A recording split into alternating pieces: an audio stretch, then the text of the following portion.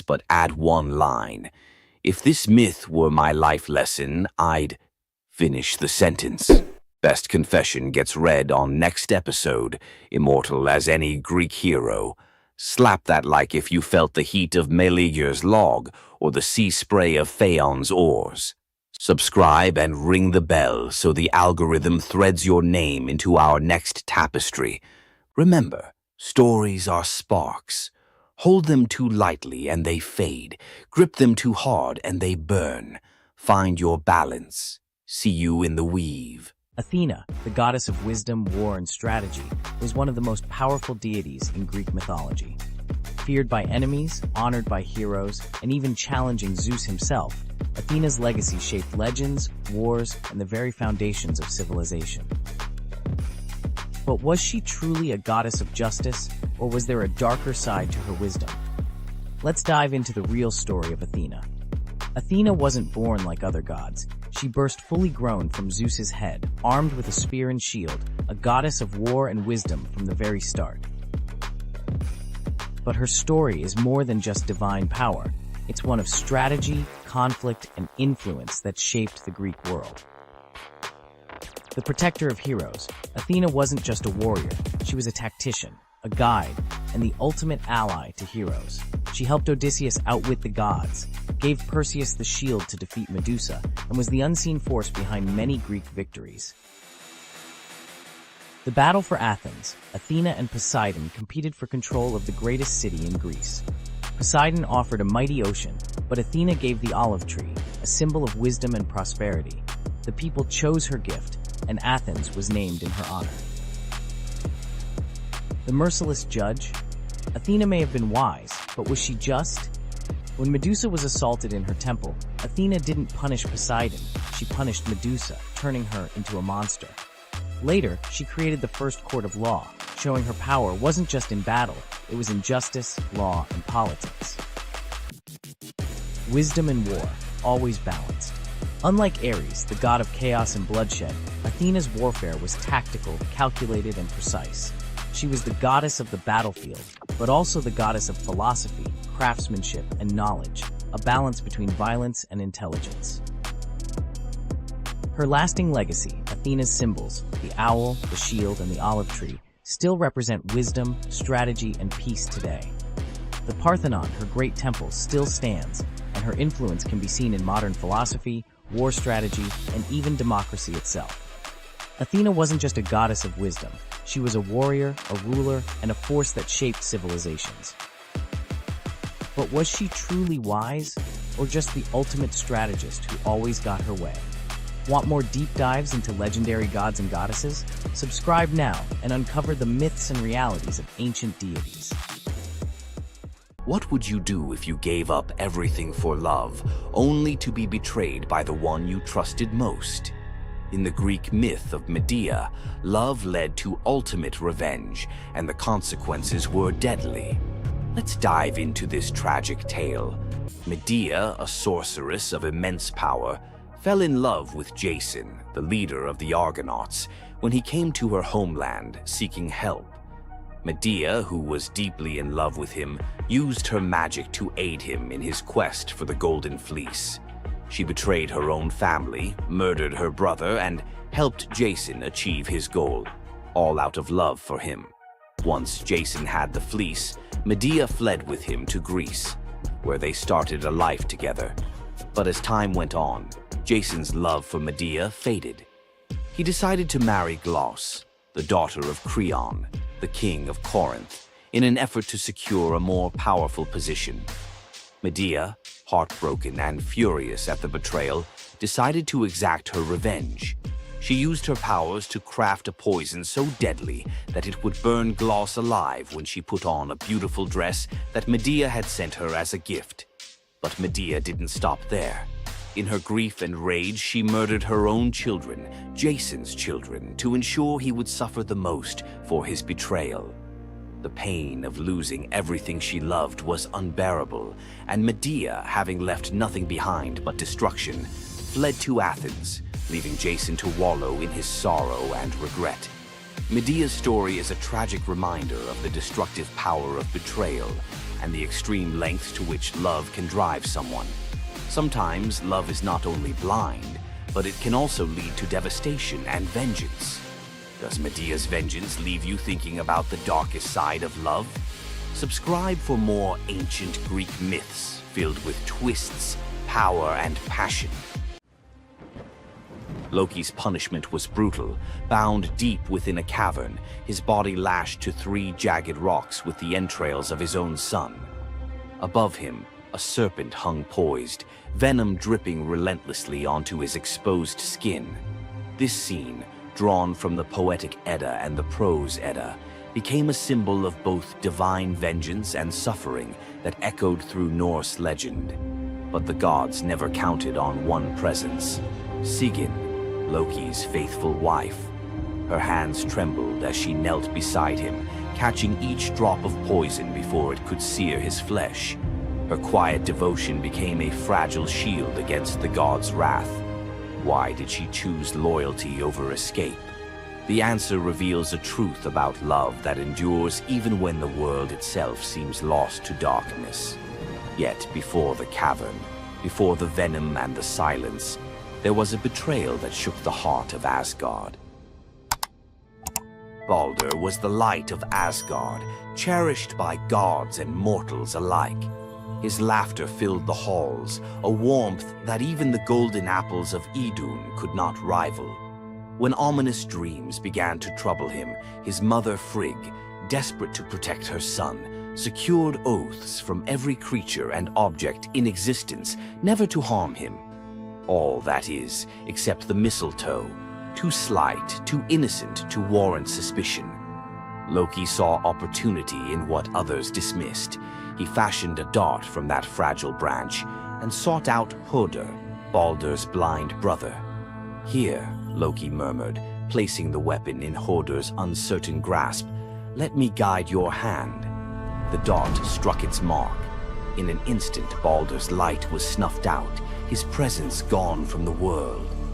The gods stood in stunned silence, their joy shattered. Loki lingered in the shadows, the faintest smile on his lips, before slipping away unseen. The prose Edda tells us the pyre burned for 9 nights. Baldur's wife, Nanna, overcome with grief, cast herself onto the flames, her spirit entwined with his.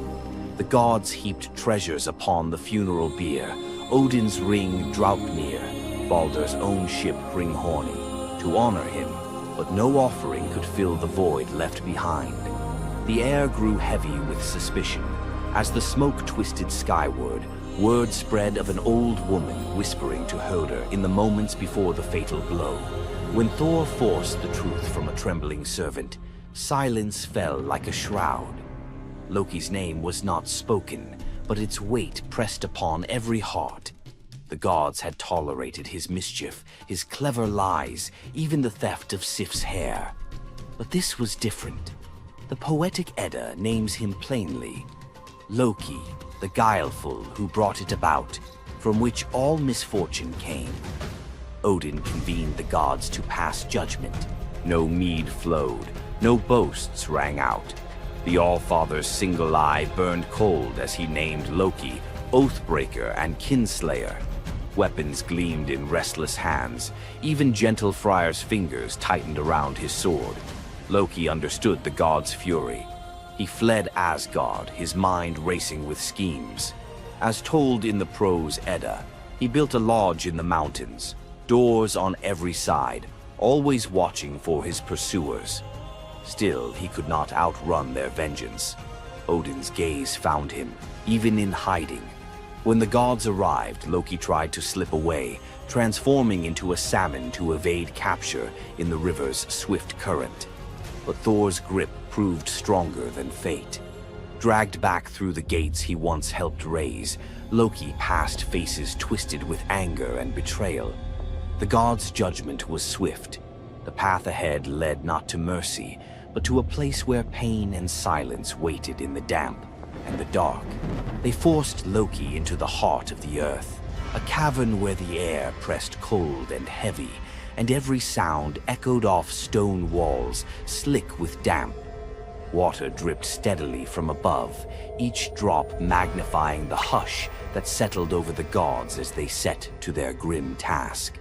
The stench of venom lingered, sharp and persistent, mingling with the iron tang of old blood. Odin's single eye caught the flicker of Skadi's movement. A silent nod passed between them, sealing what would come next. 3 massive boulders, freshly gouged with holes, stood ready. The gods had not brought chains or rope. Instead, they made Loki's punishment a reflection of his own chaos. The prose. Edda tells us they transformed one son, Vali, into a wolf who slew his brother, Nari. With the entrails of Nari turned to iron by the god's will, they bound Loki fast, wrists, neck, thighs, and ankles locked tight against the unyielding stone. As the Völuspá declares, with the guts of his ice-cold son, the killer is bound. Each knot and twist was deliberate, a reminder that his own blood now held him captive. The weight of the rocks pressed into his flesh, a constant ache that would never fade. Skadi stepped forward, her presence sharp as frost. In her hands a serpent writhed, its fangs gleaming. She fixed the creature to a stalactite directly above Loki's face. "For Balder," she said, her voice steady and cold. The serpent's jaws parted, and a bead of venom gathered at its tip. It hung for a moment, then fell. Loki's scream reverberated through the cavern, his body arching in agony as the venom burned into his skin.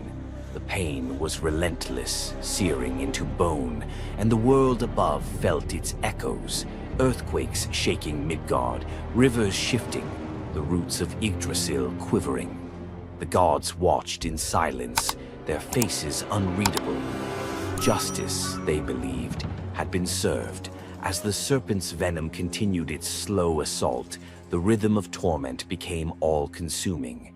The next drop formed, poised to fall.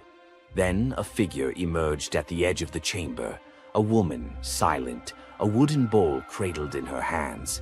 Sigin's arms were blistered, her sleeves stained, but her grip was unwavering as she stepped into the circle of pain. The cavern held its breath. Sigyn knelt, her presence a quiet defiance. The venom hissed into the bowl, wood darkening with each drop. The gods turned away, their judgment complete, but the story within the cavern was only beginning. The bowl rested in Sigyn's hands, its wooden sides polished by hours of silent endurance. She knelt on the cold stone, skirts bunched beneath her, and waited for the serpent's venom to fall. The first drop struck with a hiss, a thin wisp of smoke curling up as Loki's breath caught in his throat. She kept her gaze fixed on the bowl, her resolve anchored by the rhythm of her task. Time unraveled in the cavern, marked only by the relentless cadence of the venom. Drip, catch. The liquid sizzled as it struck the wood, the heat seeping through Sigyn's calloused palms. Each shift of her grip was subtle, a quiet adjustment to keep the bowl steady as her arms ached. Above, the serpent's shadow twisted over the stone, its coils unmoving, its venom gathering in slow, deliberate drops. Loki whimpered, bracing for pain that had become his constant companion. The sound of his dread was sharper than his cries. The air hung heavy with the stench of scorched flesh and the metallic sting of poison. The darkness pressed in, broken only by the faint glimmer of Sigyn's tears as they mixed with venom in the bowl, each drop a testament to her resolve.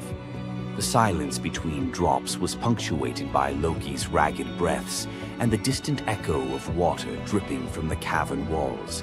Sigyn's world narrowed to the weight in her arms and the threat above. The bowl filled, the venom rising perilously close to the rim. Sigyn's muscles trembled, but she did not let her grip falter. When at last the bowl brimmed, she had no choice but to turn away. In that brief moment, as she emptied the venom onto the rocks, Loki's body convulsed, his scream raw and unrestrained. The poison ate into the stone, leaving blackened scars as Sigyn hurried to wipe the bowl clean and return to her vigil. For time beyond reckoning, Sigyn remained. The myth offers no window into her thoughts, only the image of her kneeling, unwavering as Loki's mind splintered under the weight of his agony. Was she remembering laughter in sunlit halls, or simply unable to imagine leaving him alone in the dark? The venom's rhythm never changed. The bowl would fill. Loki would suffer. Sigyn would endure. In the hush that followed each scream, a question lingered, one that neither gods nor mortals could answer. Love in the dark was never simple. While the gods turned away, Sigyn remained, her presence reshaping the meaning of Loki's punishment.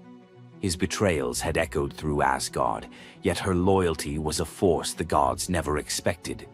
The Eddas offer no window into Sigyn's thoughts, recording only her actions. Blistered hands, a steady bowl, venom caught before it could sear flesh.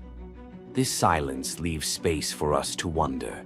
Was it love that held her there, or a deeper sense of duty, something older and more enduring than the gods' own laws?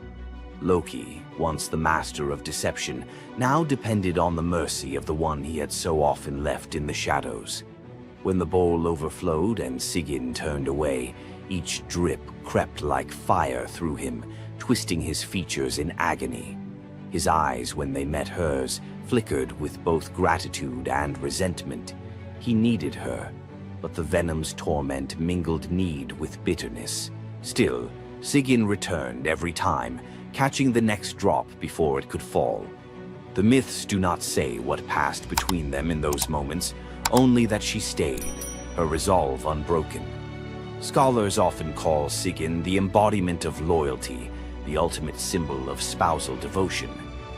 Yet, her sacrifice was more than an act of love. It was a quiet rebellion. By kneeling in the cavern, she defied the gods' vision of justice. Odin had crafted Loki's punishment to be absolute, to break him alone in the dark. Sigyn's refusal to abandon her husband became a shield, her presence a silent protest that denied the gods complete victory. The Eddas never assign her a motive, leaving modern readers to fill the silence with their own questions and interpretations. Was her endurance an act of compassion, or a challenge to the order imposed by the gods? Each drip marked the passage of time, each bowlful a measure of suffering and steadfastness. Loki's laughter, once quick and sharp, faded into broken gasps. His words, sometimes curses, sometimes pleas, found no purchase. Sigyn's hands grew raw and ruined, but she did not falter. The cycle of pain and mercy continued, unbroken. In the end, it was not just Loki who endured the gods' punishment. Sigyn's vigil transformed it, turning isolation into a shared ordeal.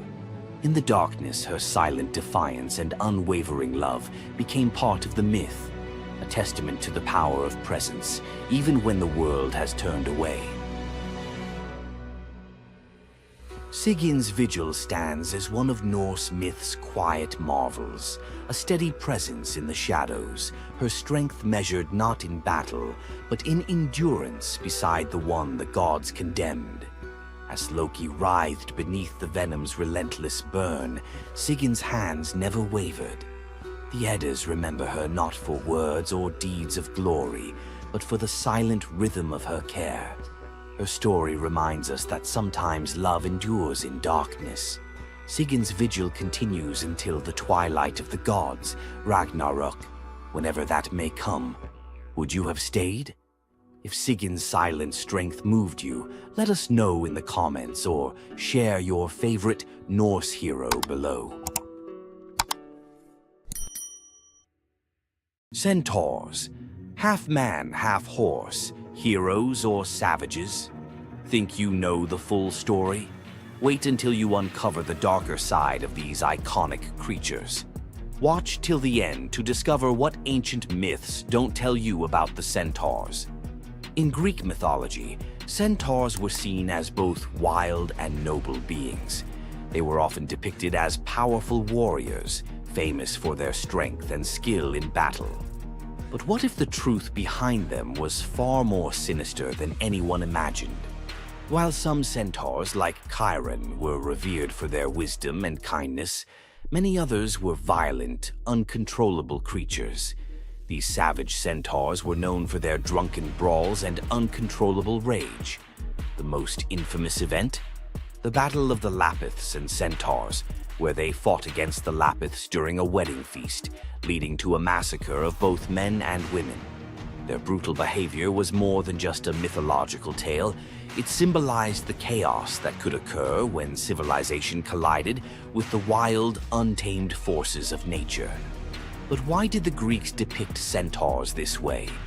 Was it a cautionary tale about the dangers of unchecked power and savagery, or a deeper reflection on humanity's struggle between reason and instinct? The darker truth behind the centaur myth might just hold the key to understanding the wild, primal side of ancient Greek culture. Centaurs are more than just mythical beasts. They represent the conflict within us all. If you're fascinated by the hidden truths of ancient myths, don't forget to subscribe for more dark stories from Greek mythology. Ever wondered what it would be like to walk through the ancient world and encounter mythical creatures from Greek mythology? Get ready to meet the beasts that shaped legends. In Greek mythology, creatures were more than just beasts. They were symbols of the forces of nature, God's will, and humanity's struggle with the unknown. From the terrifying Minotaur lurking in the labyrinth to the mesmerizing sirens luring sailors to their doom, these creatures were as captivating as they were dangerous. The mighty Hydra, with its multiple heads that regrew each time they were cut off, was a symbol of unstoppable power. The Cerberus, the three-headed dog guarding the gates of the underworld, represented the barrier between life and death. But not all mythical creatures were monsters. The graceful Pegasus, a winged horse born from the blood of Medusa, symbolizes freedom and the pursuit of the heavens. These creatures still live on in our stories, haunting the shadows of ancient Greece and whispering through the winds of time. Which Greek mythological creature fascinates you the most? Share your thoughts and don't forget to subscribe for more legendary tales from Greek mythology. Imagine being one of the greatest hunters in the world, known for your unmatched speed and skill. But despite all your abilities, your destiny is determined by a simple golden apple. Let me tell you the tragic tale of Atalanta, the huntress who couldn't escape her fate. Atalanta was abandoned at birth by her father, Zeus, who didn't want a daughter. Left to die in the wilderness, she was raised by a she-bear, learning to hunt and survive. As she grew, Atalanta became a legendary warrior, her skills in hunting unmatched. But no matter how great she became, she could never escape one thing: her prophecy. A prophecy foretold that Atalanta would only marry a man who could outrun her in a race. As the years went by, many suitors came, eager to win her hand. But Atalanta, fiercely independent, defeated them all. Her speed was unbeatable, and no man could match her skill. Then came Medea, a brave hero who had heard of Atalanta's strength and beauty. Unlike the others, he didn't boast about his abilities. Instead, he came prepared with a plan. Medea, knowing Atalanta's curse, asked the goddess Aphrodite for help. She granted him 3 golden apples, which he used to distract Atalanta during their race. As Atalanta raced ahead, confident of her victory, Medea tossed the apples one by one in her path. The golden apples were so beautiful, they distracted Atalanta just enough to slow her down. In the end, Medea won the race, and Atalanta was forced to marry him, despite her reluctance to give up her independence. But the story doesn't end in happiness. Atalanta and Medea's marriage was plagued with regret. Atalanta, still driven by her need for freedom, felt trapped by the very love she couldn't escape. And in the end, Medea, whose destiny was also marked by the gods, tragically died before she could ever truly be free. Atalanta's story is a tale of love, fate, and the clash between personal destiny and desire. Despite her unmatched strength and independence, her fate was sealed by love, and her story remains a tragic reminder of how even the most powerful can be brought down by what they cannot control. If Atalanta's bittersweet story of fate and love left you in awe, subscribe for more untold Greek myths and the heroes who shaped the ancient world. Ask most people about Greek myth and you get 12 labors, a Gorgon's haircut, or a fire thief nailed to a cliff. Tonight we leave the doom scroll and open the side door, some lesser-known legends where the gods give instead of take. Pour something you love, silence the group chat, because each tale rolls out in 4 acts, exactly like a Netflix mini-EP. First jar on the left, a polished grain of barley the size of a thumbnail. Let's pry it open. Eleusis, dusk. Fields are dust. Demeter still mourns Persephone. Villagers starve, except Triptolemus, teen son of King Celeus, who offers the goddess barley porridge cooked from his final handful of grain. Moved, Demeter turns her grief to gratitude and hands him a leather pouch of enchanted seed. Demeter's next gift is wilder, a bronze chariot yoked to 2 serpents the size of river dolphins. They hiss, but obey her touch. Fly, she tells Triptolemus, and sow the earth. He launches like steam from a kettle, dragons beating emerald wings over seas and mountains, seed flitting from his fist, taking root the instant it kisses dirt. Triptolemus lands in Scythia, demonstrates plowing, and shares bread hotter than sunrise. Their ruler Lyncus smiles, then creeps into the guest hut with a dagger, planning to steal credit. Demeter's serpents coil awake, eyes phosphorescent. Steel meets scale. The goddess materializes and, with a snap, turns Lyncus into the first lynx, forever stalking fields he can never harvest. Triptolemus lifts off again, safer and wiser, dragons spiraling like living irrigation lines. Everywhere wheat sprouts, famine folds, and villages invent words for thank you. When he finally parks the chariot in Eleusis, Demeter names him patron of farmers and slots a constellation, the sower, above the autumn sky. Rural Greeks still claim that seeing twin shooting stars at harvest means Triptolemus's dragons are checking yields. In Achaean ripes, stonemason Mycilus woke 3 nights running to the same dream. Hercules, lion skin reeking of cedar smoke, beckoned him across the sea to the pebble-dappled waters of Asar. Leaving one's birthplace was illegal, but divine persistence outweighs city ordinances. Neighbors dragged him before the civic tribunal. Verdicts were cast with white, acquit, and black, condemn, pebbles dropped into an urn. Mycilus prayed under his breath. As judges emptied the urn, every stone, white and black alike, shone snow-white.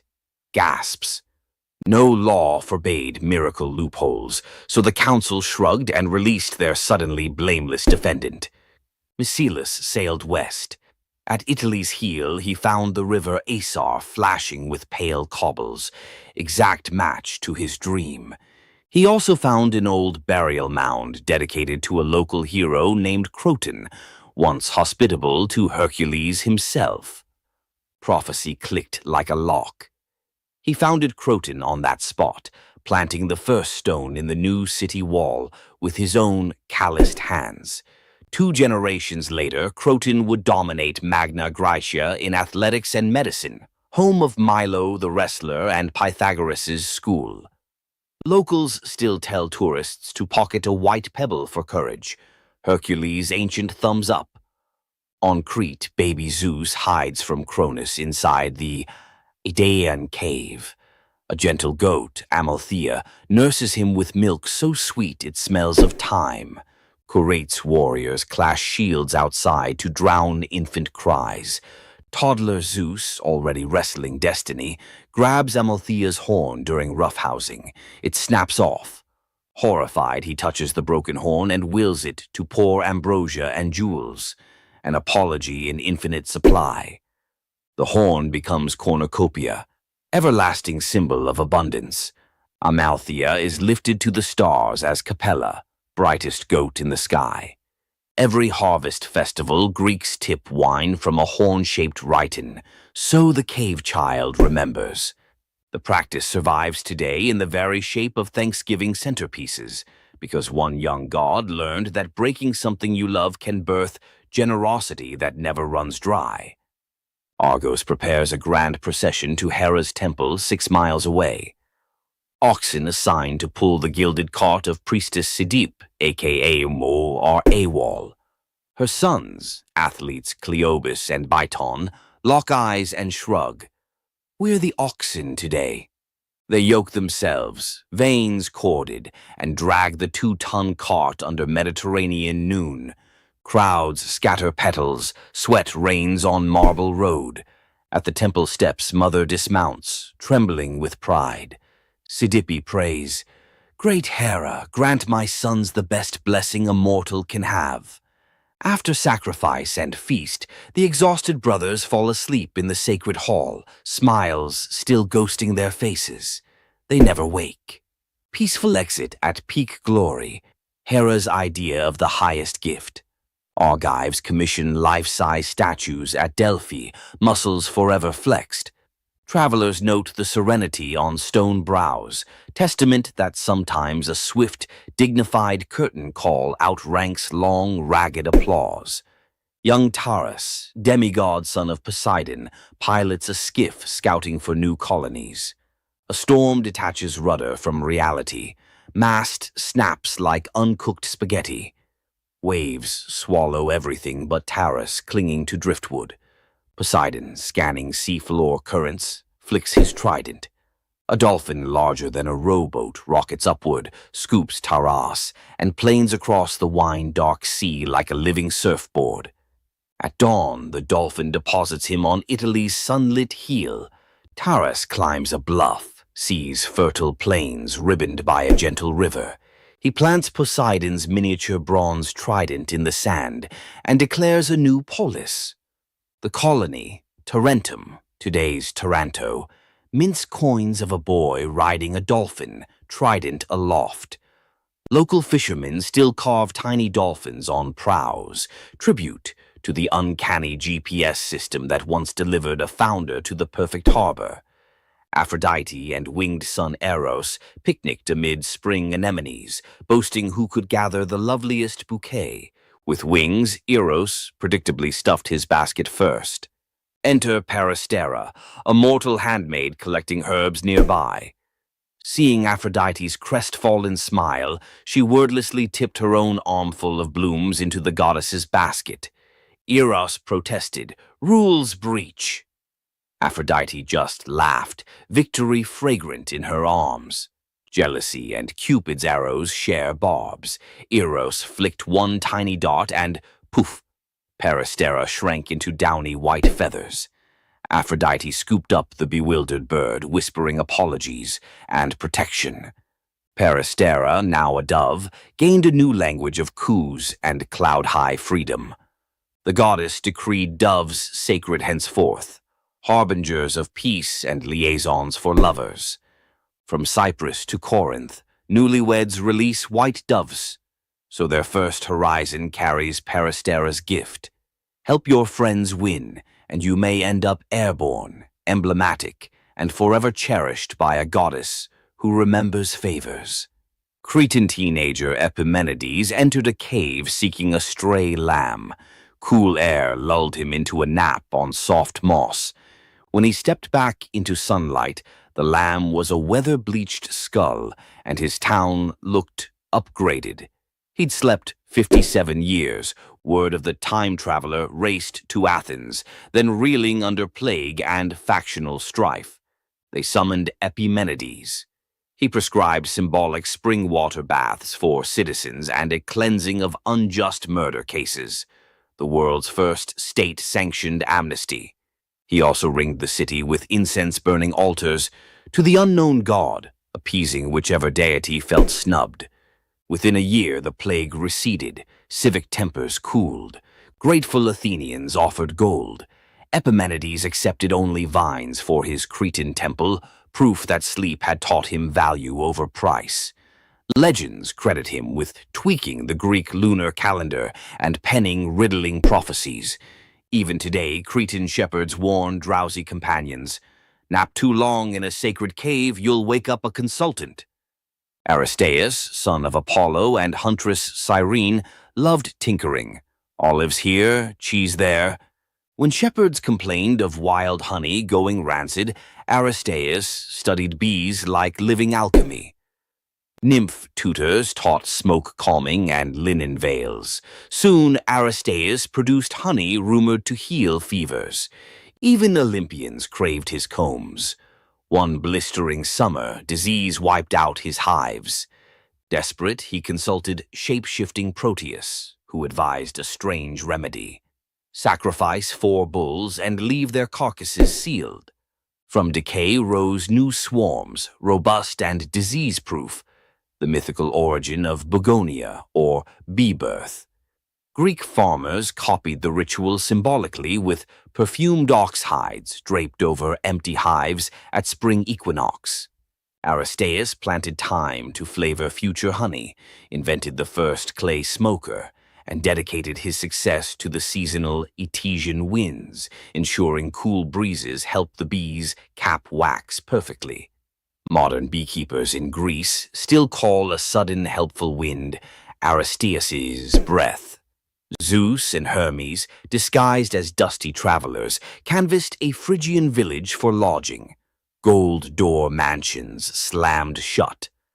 Only an aged, poor couple, Baucis and Philemon, welcomed them into a mud brick hut.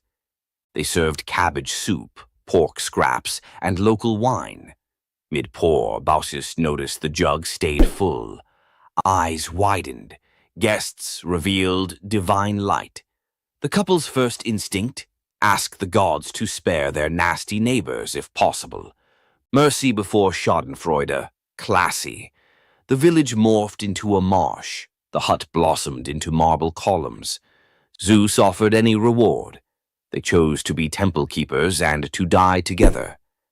Years later, as breath slowed, bark crept over their skin. Philemon an oak, Baucis a linden, branches intertwined over the temple forecourt. Travelers claim the twin trunks still rustle blessings on strangers who share food with drifters. Local children leave tiny cups of soup under the roots, because kindness apparently scales from hut to eternity tree. From marble votes that rewrite destiny to bees reborn in golden sunlight, tonight's legends hum one chord. Generosity, of spirit, of risk, of welcome, catches the gods' attention faster than any heroic flex. Drop a comment naming the myth that lit you up and tell us how you'd translate its core gift into today's life. Food bank pop-ups, urban beehives, pop-up napkins. Best idea gets animated into next episode's intro, your username in ancient Greek graffiti. If tonight rekindled your sense that the universe sometimes rewards the generous, like the video, subscribe for more secret corridors of myth and tap the bell so the algorithm's dolphin swims our next story straight to you. Until then, keep a white pebble in your pocket, a spare bouquet for a stranger, and an ear attuned to wind that maybe just pay myth explorers. Ready to wander off the beaten mythological path? You know Zeus's thunderbolts and Hercules' labors. Fine. But what about the day the bees turned their backs on their god, or the huntress whose sons were cursed to become flesh-hungry bears? Or a girl so clever Athena loved her, then hated her enough to shrink her to an ant? And finally, an apple that quite literally broke a young man's heart. Keep watching. Each tale swerves from wonder to horror to bittersweet awe, and the last lines of every story connect like hidden threads. Miss even 30 seconds, and you'll lose the clue that ties them all together. When Zeus married Hera, Hermes carried gold-edged invites to every being, mortal, divine, animal.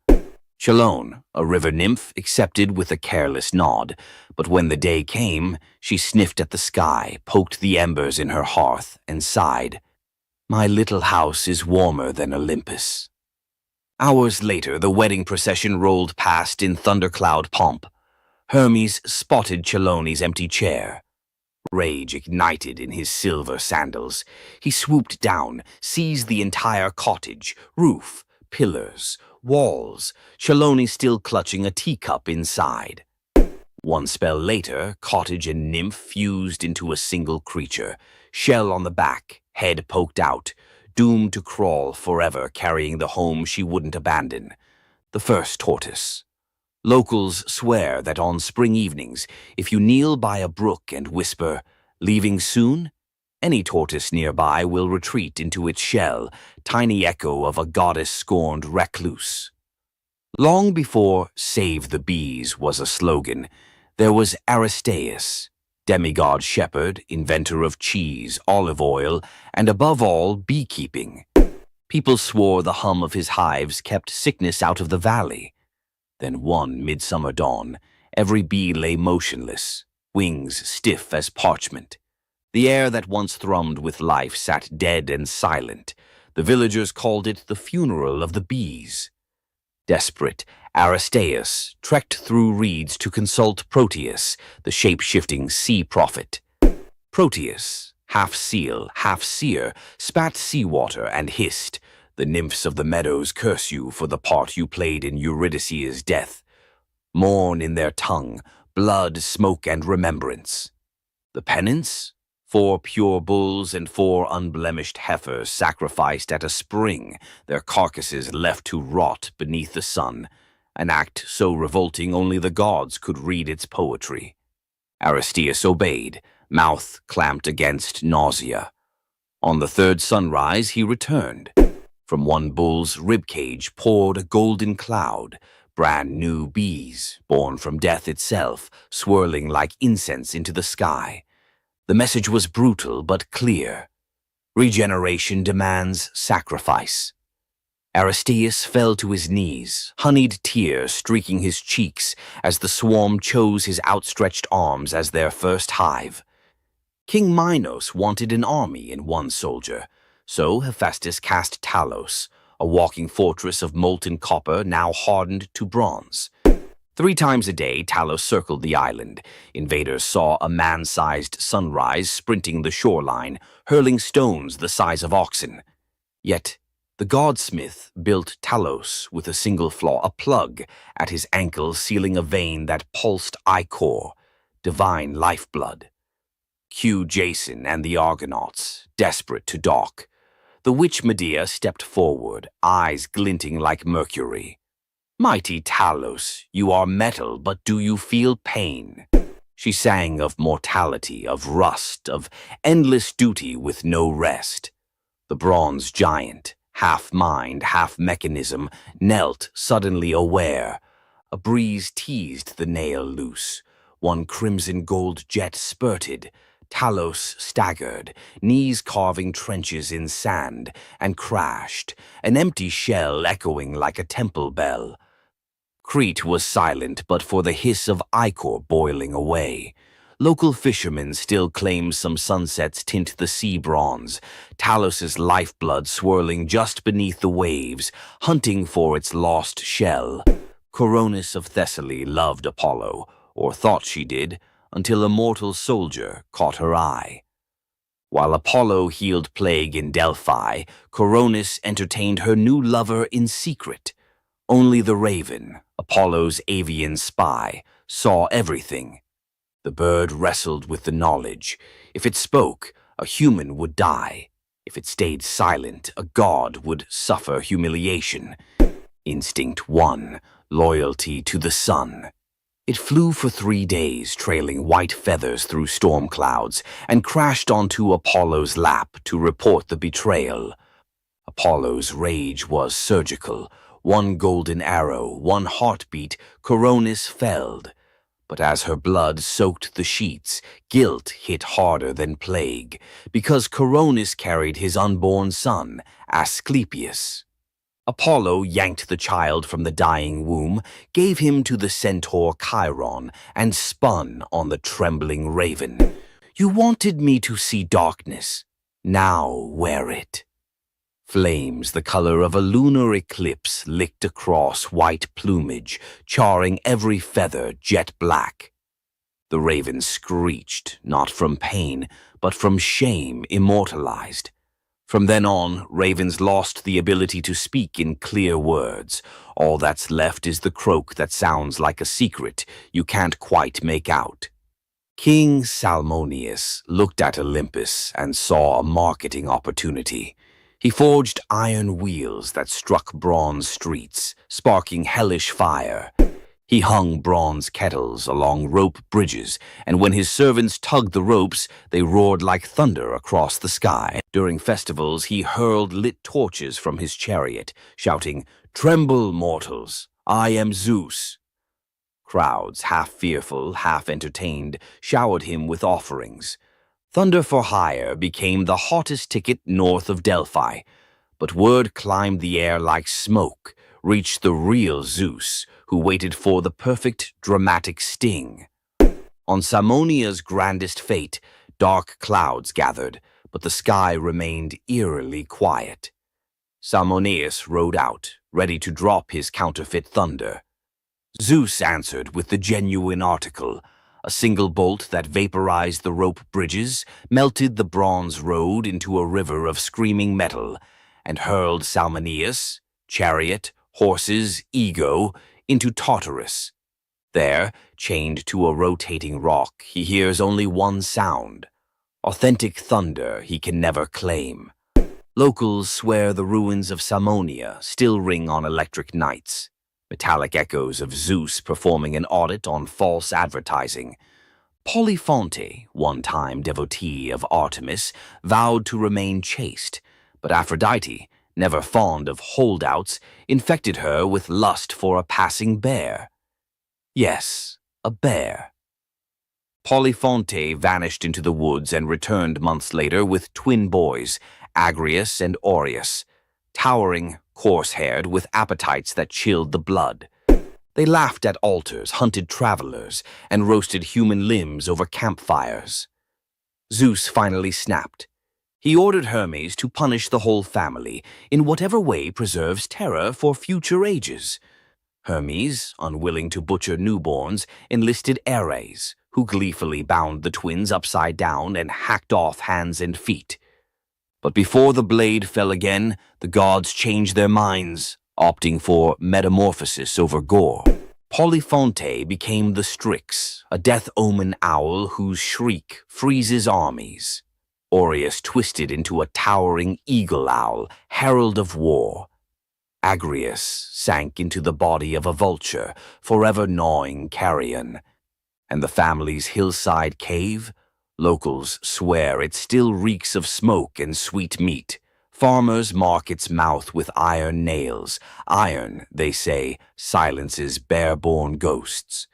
Next time an owl howls before battle, remember Polyphonte's cursed lullaby, a mother's love curdled into dread for every soldier who hears it. Athena once chose an Attic girl named Myrmex as her personal protégé. The goddess introduced a dream project, the world's first plow. Myrmex watched, learned, then, intoxicated by the crowd's applause, whispered that she had invented the tool. Athena's gray eyes darkened. Soon after, a jealous wind shoved Myrmex while she harvested wheat. She staggered, dropped an armful of sheaves, and heard laughter, a cruel echo of her own boast. Athena emerged, face sorrowful. You craved the harvest without the humility. She tapped the girl's forehead. Instantly, Myrmex shrank, limbs splitting, waist pinching.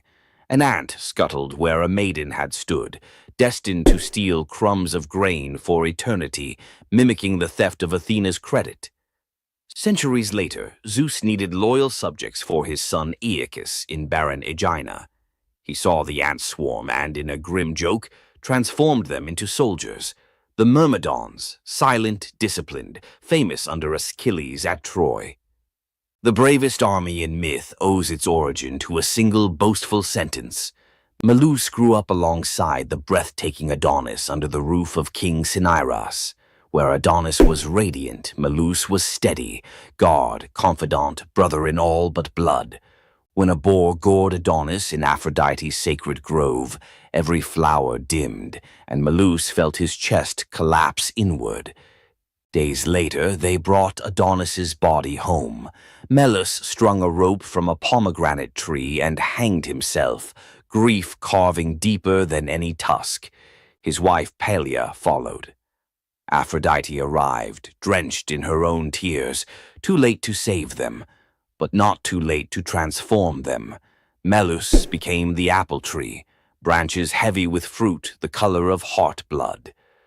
Pelea became the dove, eternal companion to Aphrodite, cooing in the apple's boughs.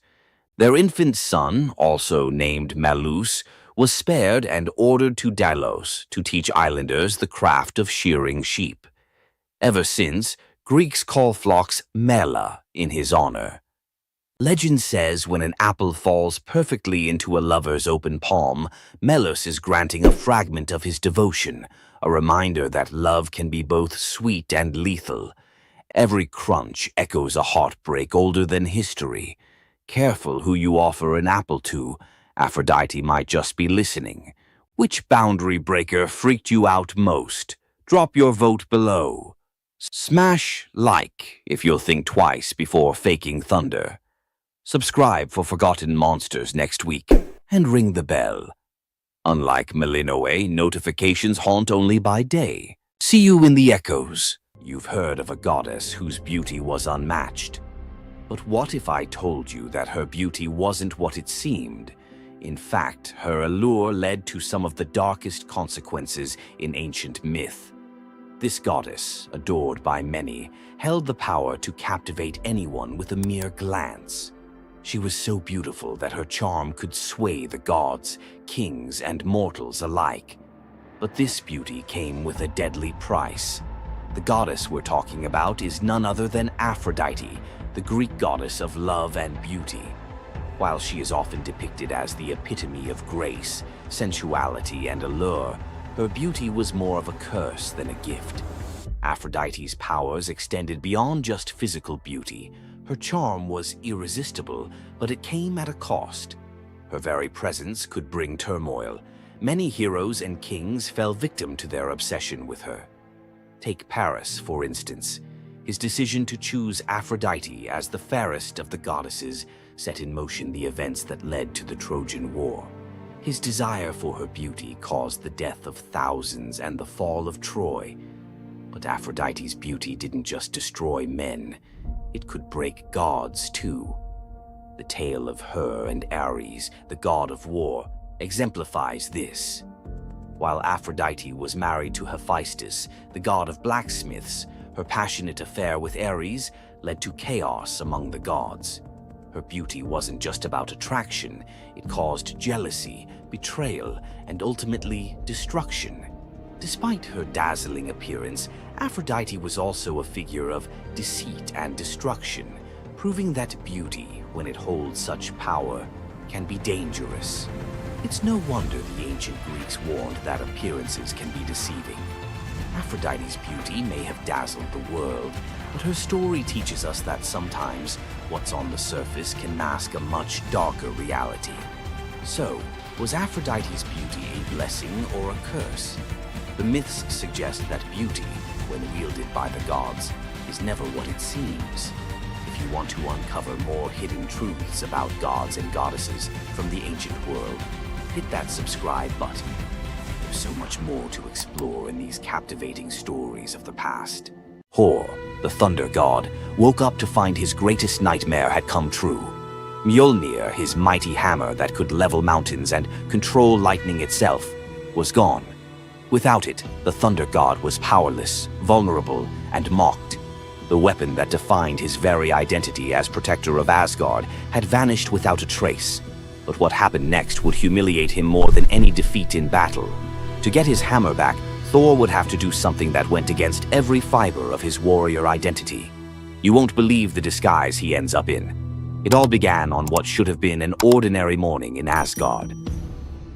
Picture Thor reaching for the leather grip that had been at his side for countless centuries, his fingers closing around nothing but empty air. The spot where Mjolnir should rest felt cold and wrong, like a missing tooth that your tongue keeps finding. Thor's morning routine, as predictable as sunrise over Asgard's golden halls, shattered in that single moment of realization. The hammer forged by dwarven masters, the weapon that could summon lightning and level mountains, had vanished without so much as a whisper of sound. The initial shock hit Thor like a physical blow. His hand remained suspended in space, still reaching for what wasn't there. Then panic crept in, cold and relentless. He let out a blood-curdling roar of sheer rage, the whole palace trembling. Without Mjolnir, he was powerless, vulnerable, and mocked, stripped of the weapon that made him Asgard's primary defender. The enemies that prowled the borders of the Nine Realms knew about his mighty hammer. They counted on Thor's strength to keep them at bay. Now that strength was gone. Word spread through Asgard's halls faster than wildfire.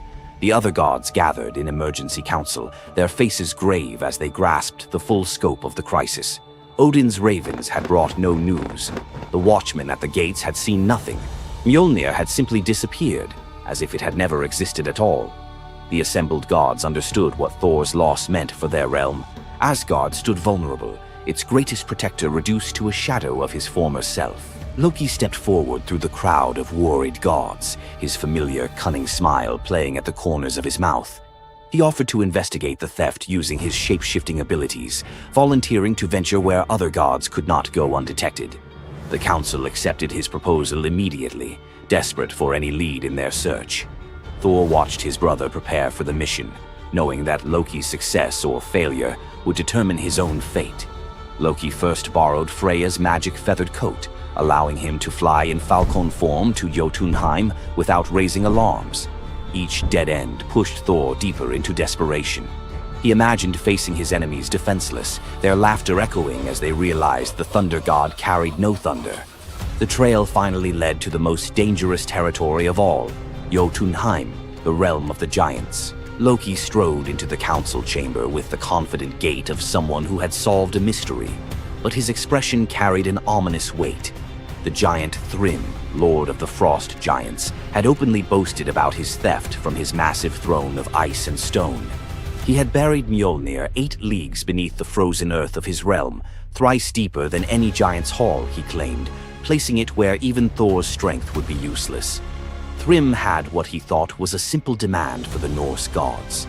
He wanted the beautiful goddess Freya as his bride in exchange for the hammer's return. The giant had fixated on her legendary beauty and grace, convinced that possessing both Mjolnir and the goddess of love would make him the most powerful being in all the 9 realms. His arrogance knew no bounds as he described his elaborate wedding plans to Loki, speaking of golden halls and feasts that would last for weeks. Thrym believed the gods had no choice but to accept his terms. When Loki spoke to the council about Thrym's demand, the council fell silent. Freya's reaction shattered the tense quiet that followed Loki's report, causing her rage to break the Brysinger necklace, its gems scattering across the floor in glittering fragments. She declared she would rather throw herself into the deepest ocean than marry the frost giant who dared make such a demand. The gods found themselves trapped in an impossible situation. They could sacrifice one of their most beloved goddesses to a giant's lust, or they could leave Thor permanently weakened and Asgard vulnerable to every enemy that prowled the borders. The council erupted in frantic debate. Some suggested launching a full assault on Jotunheim, but Thrym's fortress was impregnable and his army vast. Others proposed trickery or negotiation, but every path led to either devastating war or humiliating surrender. Heimdall, the far-seeing guardian who watched over the Rainbow Bridge, had remained silent throughout the heated discussions. When he finally spoke, his words stopped every conversation in the hall. His suggestion was so outrageous, so completely unthinkable, that even Loki's jaw dropped open in shock. The gods stared at Heimdall as if he had lost his mind, but they were out of other options. What he proposed, however, would challenge everything Thor stood for as a warrior. Heimdall's words hung in the air like a challenge to the very foundations of Norse honor. The far-seeing god had suggested that Thor disguise himself as a bride and infiltrate Thrym's wedding feast to recover Mjolnir. He spoke with calm authority, tie housewife's keys about his waist, and pin bridal jewels upon his breast. The idea was so fundamentally opposed to Norse concepts of masculine honor that Thor's initial response shook the very walls of Asgard. He declared the plan preposterous and swore he would never hear the end of it if word spread that the Thunder God had dressed as a woman. The assembled gods watched in tense silence as their mightiest protector wrestled with a challenge that could not be solved through brute force or lightning strikes. They had already considered launching a full assault on Jotunheim, but Thrym's fortress was impregnable and his army vast. No other choice remained. Thor paced the hall like a caged wolf, his massive fists clenched as he grappled with the impossible choice between his warrior's pride and his duty to protect Asgard. Every instinct in his body rebelled against the idea of abandoning his identity as a fearsome warrior to play the role of a delicate bride. Loki stepped forward with barely contained excitement, volunteering to accompany Thor as his maidservant. The trickster god's eagerness to participate in this elaborate deception revealed his true nature. While Thor struggled with the concept, Loki was already plotting the specifics of costumes, mannerisms, and the lies they would need to maintain throughout their dangerous mission. The transformation began with layers of bridal linen draped over Thor's massive frame. Servants brought forth delicate jewelry, housewife's keys that symbolized domestic authority, and a dainty hood for his head. Finally came the precious necklace of Brisingar. Each item added to the disguise felt like another blow to Thor's warrior identity. When he finally looked at his reflection, the god of thunder saw an unconvincing bride staring back at him. Thor finally accepted the plan because no alternative existed. The unlikely pair prepared to set off for enemy territory, where their deception would face its ultimate test among giants, eager to celebrate their lord's triumph. The great hall of Thrym's fortress buzzed with excitement as giants gathered to witness their lord's marriage to the most beautiful goddess in all the 9 realms. Thor sat at the high table in his bridal disguise, surrounded by massive frost giants who raised their drinking horns in celebration. The feast spread before them displayed the giants' wealth and power. Roasted oxen filled enormous platters, fresh salmon gleamed on silver dishes, and barrels of mead stood ready to fuel the night's festivities. Thor's legendary appetite struck like a thunderbolt. He polished off an ox and ate whole salmon in moments, tearing through the meat as if he hadn't eaten in weeks. 3 measures of mead vanished as quickly as if someone had poured them into a bottomless pit. The assembled giants watched in stunned silence as the delicate bride consumed more food than most warriors could handle. Thrym's eyes narrowed with growing suspicion. This goddess ate like a battle-hardened warrior, returning from a long campaign, not like the refined Freya he expected to marry. Loki stepped forward with the smooth confidence of a master storyteller. He spun a tale about Freya's 8-day fast in eager anticipation of reaching Jotunheim and marrying the mighty Thrym. The explanation painted a picture of a lovesick goddess, so excited about her wedding that she had refused all food during her journey. The giants nodded in understanding, their suspicions melting away as they accepted this romantic explanation. Thrym felt honored by such devotion and relaxed completely, his doubts vanishing. Beneath his bridal veil, Thor's rage simmered like molten metal ready to explode. Every moment at the feast brought new challenges as he struggled to maintain feminine mannerisms while surrounded by his enemies. His massive hands shook with barely controlled fury as he watched the giants celebrate what they believed was their victory over Asgard. The critical moment finally arrived. Thrym commanded his servants to bring Mjolnir forth, the very moment Thor had trained his eyes on since dawn. The servants placed the legendary weapon before the disguised bride as part of the traditional ceremony. Thor's fingers closed around Mjolnir's familiar handle, and lightning immediately crackled through the hall. He ripped away his bridal veil and roared his true identity to the shocked giants. Thrym's eyes widened in terror as he realized the bride he had been celebrating was actually the god of thunder himself.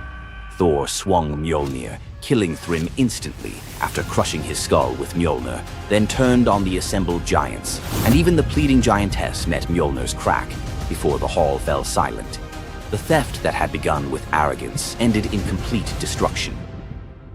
This tale reveals how even the mightiest heroes must sometimes sacrifice their pride to protect what matters most. Back in Asgard, the Aesir never spoke of the bearded bride again, though a few still hide a smirk when Thor raises Mjolnir. And we end this story with a very valuable lesson. Never steal Thor's hammer. And if you're going to, don't make him dress like a woman.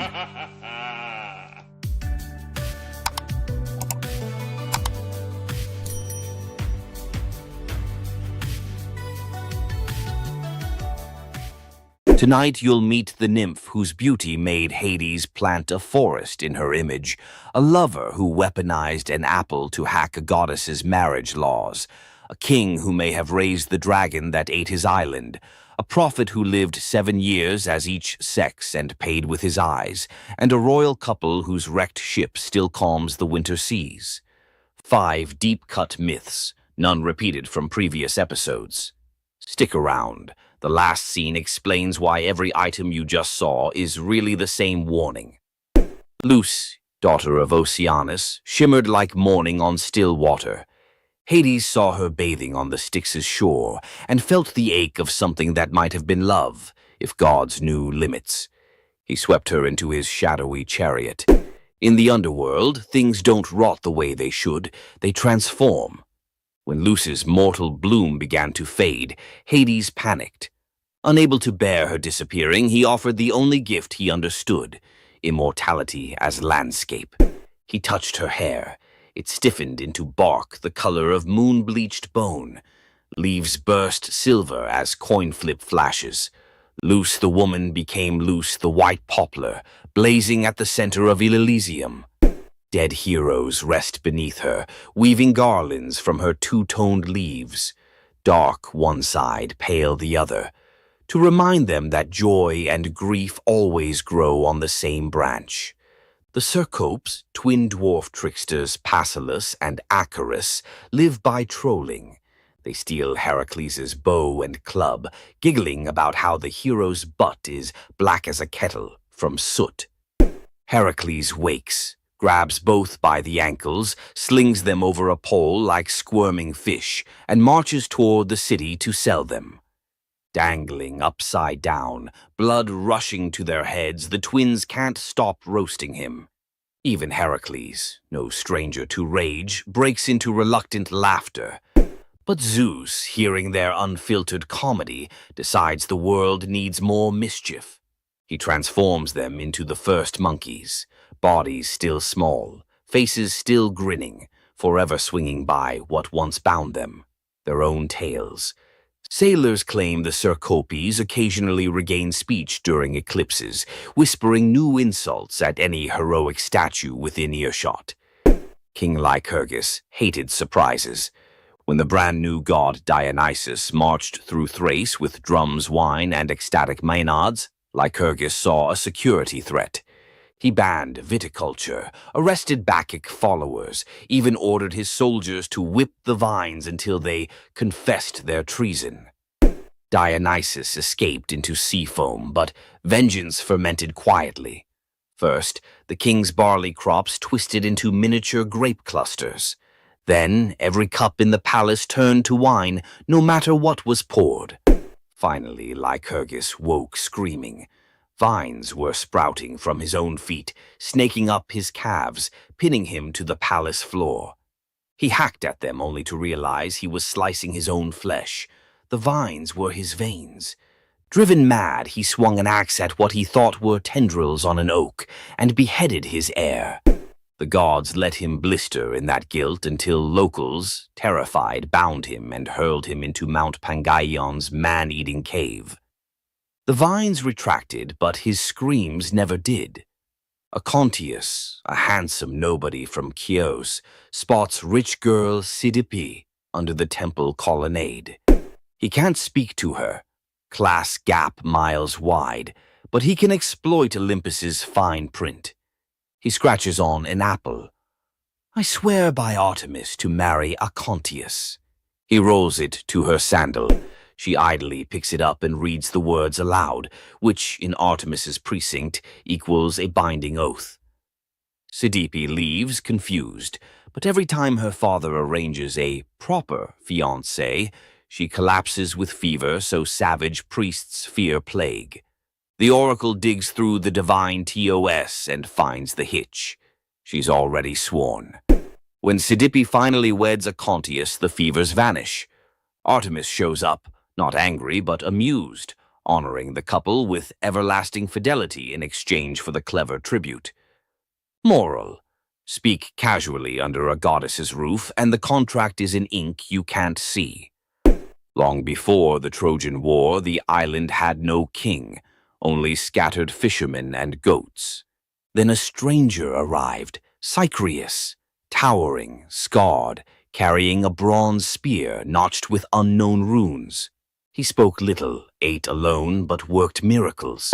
He dug cisterns where springs burst overnight, charmed a wild stallion into kneeling, and once, locals swear, stood barefoot in a ring of fire to prove courage to the storm god. By year's end, the islanders begged him to rule. They didn't know he walked with a secret.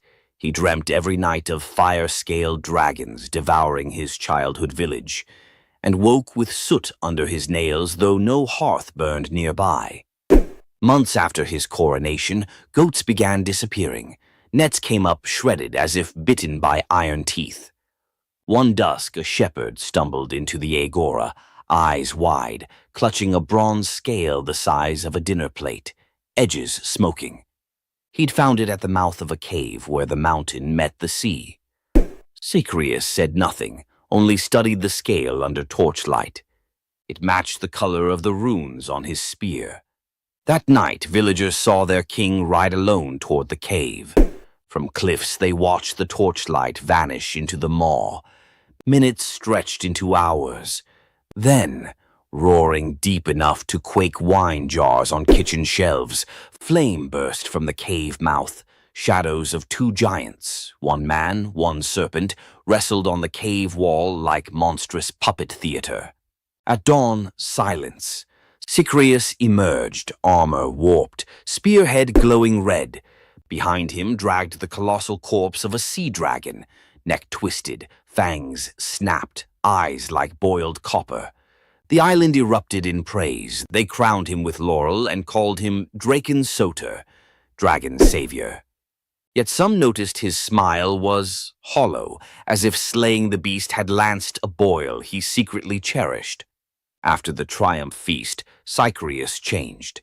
He paced battlements at midnight, muttering in a guttural tongue. His bathwater steamed black. Servants insisted the steam coiled like a serpent before dissolving. One harvest festival, a child accidentally spilled wine on his boots. Cycreus roared, eyes flashing ember orange, and the boy swore he saw scales ripple under the king's skin. Rumors spread. Had the battle fused man and monster? Or darker, had Cycreus never slain the dragon at all? Had he absorbed it? When storms flattened olive groves and fishermen found their nets burnt as though by underwater fire, the islanders panicked. They begged Eurystheus of Athens to intervene.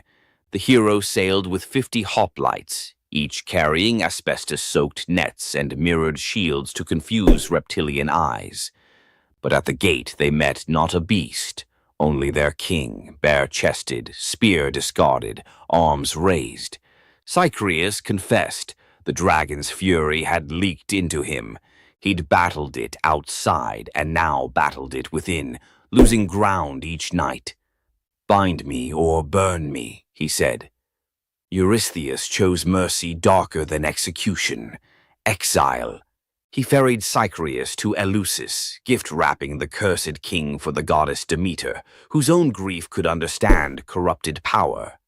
Demeter accepted, appointing Cycreus as guardian of her holy processions, his inner fire now repurposed to ward off all lesser threats.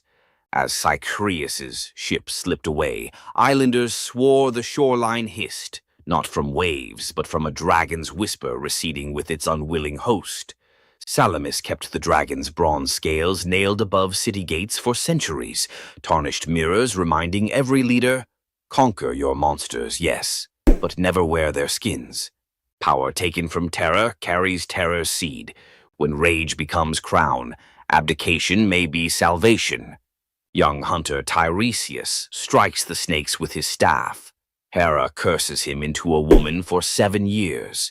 He marries, bears children, learns the loom songs of grief men never hear. 7 winters later, he meets the serpents again, carefully steps over them, spell breaks. He's male once more. Later, Zeus and Hera bicker. Who enjoys love more, man or woman? They drag Tiresias in as data point. He sides with Zeus. Women feel 9 times the pleasure. Hera, furious, blinds him. Zeus, guilt-struck, gifts prophecy and a lifespan of 7 generations. Thus, the greatest seer of Thebes walks the tightrope of fate without eyesight, yet clearer vision than any living soul. It's said he chuckled on his deathbed. Blind, I've seen 2 worlds, inside and out. King Ceyx sails to consult an oracle. Wife Alcyone prays he waits for calmer weather. He doesn't. Zeus, annoyed that Ceyx invoked him too often in casual oaths, hurls a thunderstorm that swallows the ship. Ceyx's spirit, soaked and shivering, begs Iris to carry a goodbye. Sleep god Morpheus impersonates Ceyx's drowned corpse in Alcyone's dream. She wakes screaming, runs to the surf. There's the real body, ghost pale in foam. In raw despair, she leaps after him. The gods, pierced by this double plunge, morph the lovers mid-air into halcyon birds, kingfishers with royal blue backs. To let their floating nest survive, Zeus stills the winter seas for 14 days every January. Sailors call it the halcyon days, when storms bank their rage and even grief takes a coffee break. Which transformation slapped hardest? Tree, oath, dragon, gender shift, or bird? Hit the comments. Smash like. If you'll think twice before reading random fruit out loud, subscribe for next week's plunge into the 3 mortals who blackmailed the fates. And ring that bell. Unlike Zeus's thunder, it won't roast you for imposter syndrome. See you in the halcyon calm. You thought fairy tales were magical. Think again. The real origins of these classic tales are disturbing, gruesome, and filled with horror. Many of these stories have been sanitized for modern audiences, but their original versions were filled with betrayal, curses, and brutal consequences. From Pinocchio's horrifying fate to the true story of Bluebeard, let's dive into the darker side of fairy tales that history tried to erase. Fairy tales weren't always about happily ever after. Many of them were cautionary tales, warning of real dangers, human cruelty, and supernatural horrors. 1. The original Pinocchio, a gruesome fate. Before Disney made him a lovable puppet, Carlo Collodi's original Pinocchio was a terrifying little troublemaker. Instead of learning his lesson, he was hanged from a tree by a group of bandits, left to suffocate as a punishment for his misdeeds. 2. Bluebeard, the serial killer's tale. Bluebeard was not a misunderstood nobleman. He was a full-blown serial killer. In Charles Perrault's version, Bluebeard marries multiple women and forbids them from entering one locked room.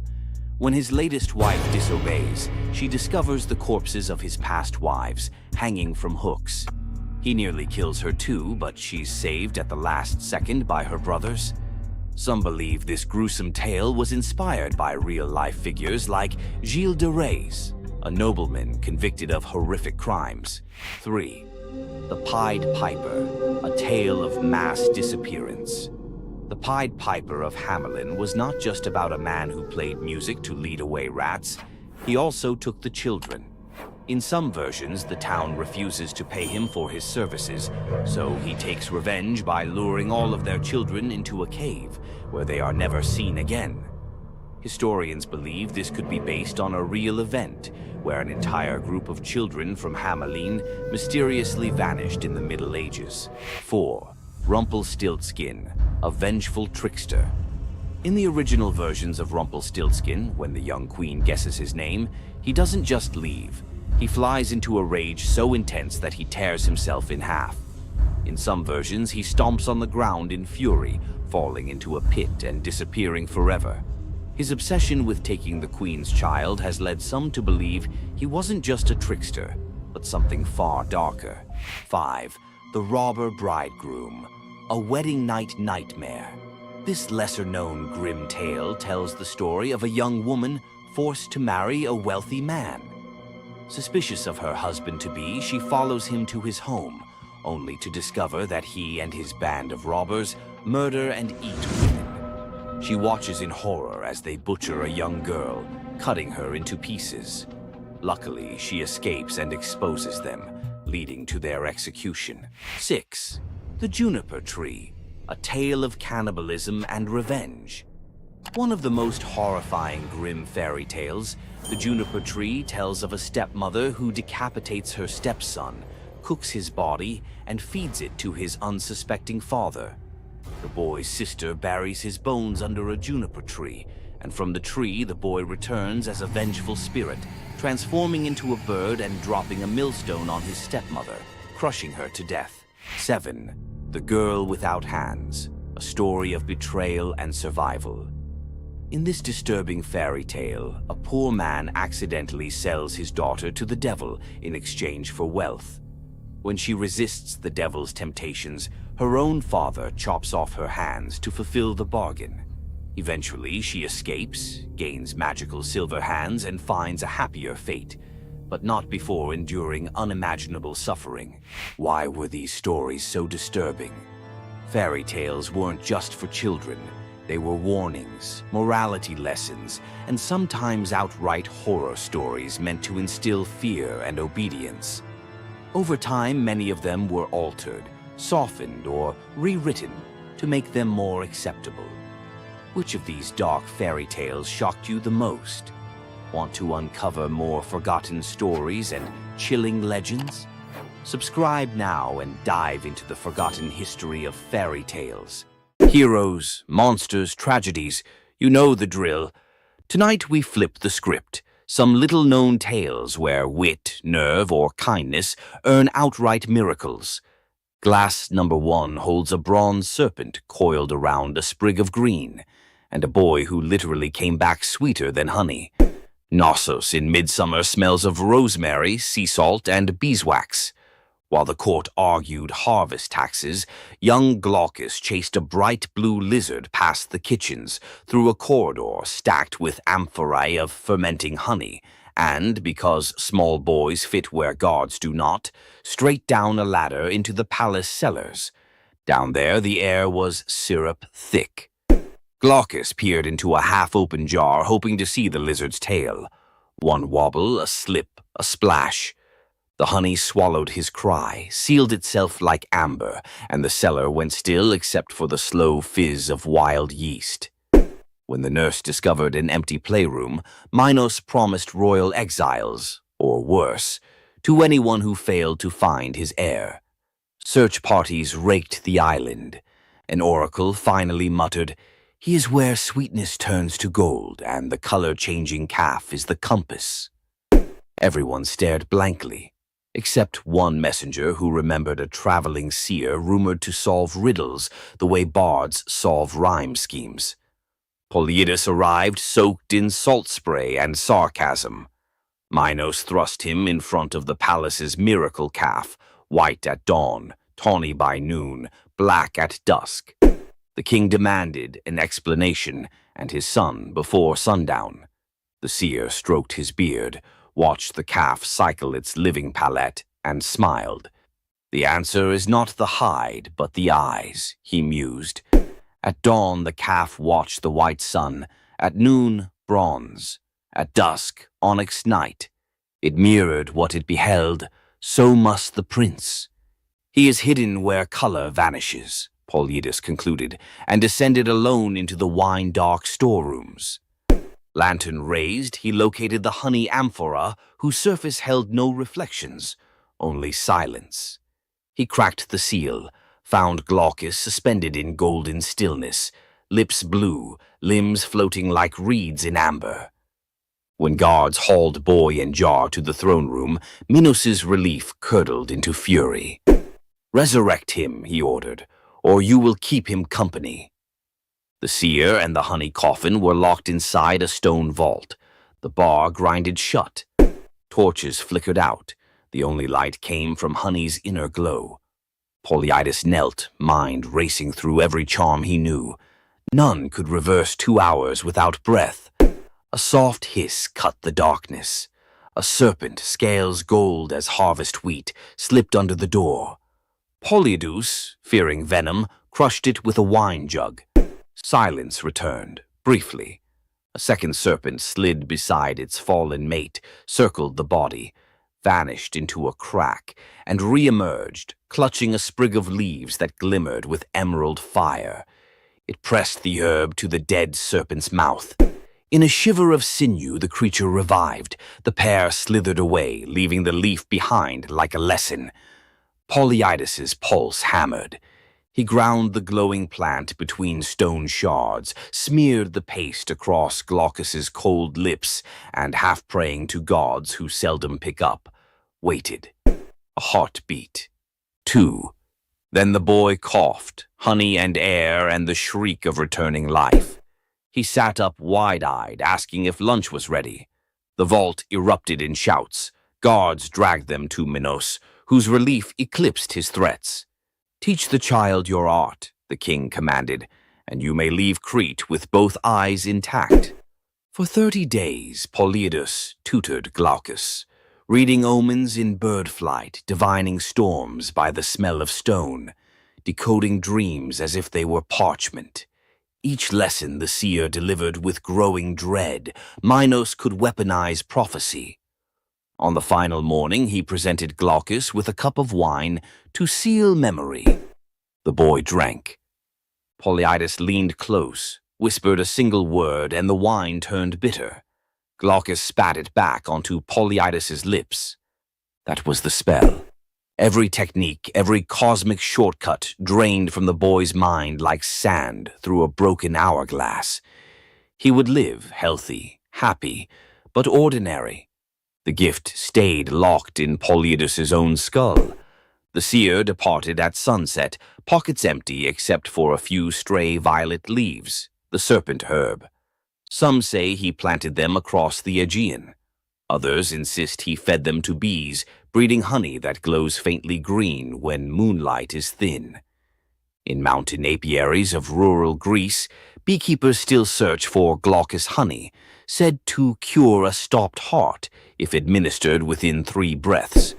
And every cellar apprentice learns, keep lids tight, keep ladders chained, and keep an eye out for serpents.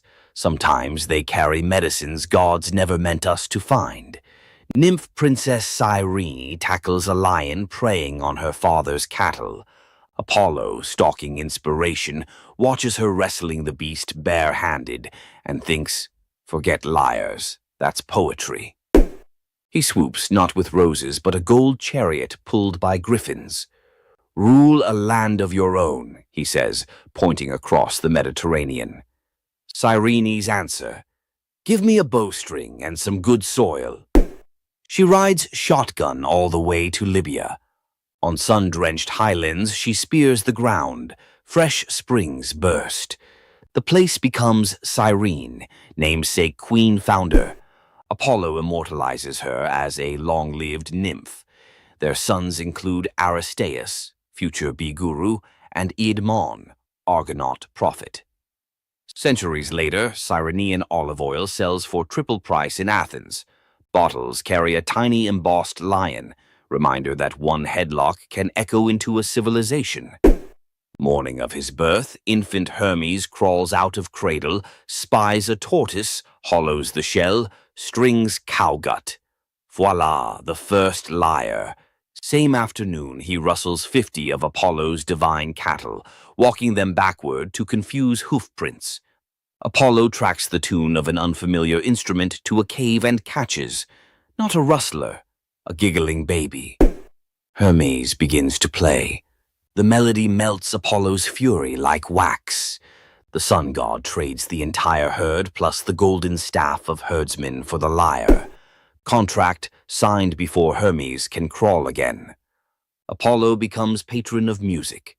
Hermes gains official portfolio of travelers, traders, and, ironically, thieves.